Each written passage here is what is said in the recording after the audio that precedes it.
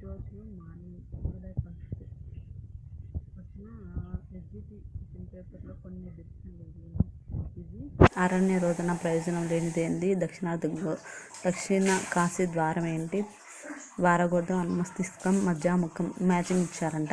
సహసంబంధం ప్రశ్న ఏంటి అని ఇచ్చారంట. మూల్యాంకనం ఏ రంగానికి చెందినవి అనేవి ఇచ్చారంట.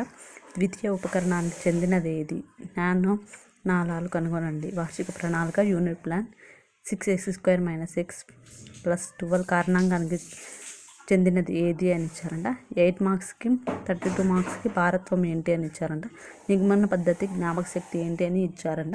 ఇవి కొన్ని ప్రశ్నలన్నీ. ఈరోజు మ్యాచింగ్ ద ఫాలోయింగ్ ఎక్కువ ఇచ్చారని అంటున్నారు.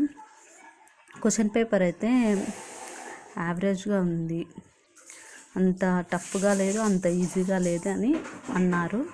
మీరు ఈరోజు ఎగ్జామ్ రాసి ఉంటే కామెంట్లో చెప్పండి ఎలా రాశారో, ఎలా వచ్చిందో. Thank you so much. మరిన్ని ఇంపార్టెంట్ వీడియో కోసం మన ఛానల్ని తప్పకుండా సబ్స్క్రైబ్ చేసుకోండి. ఇంకా కొన్ని క్వశ్చన్లు గ్యాదర్ చేసి మీకు లాంగ్ వీడియో చేస్తాను, తప్పకుండా చూడండి. Thank you so much.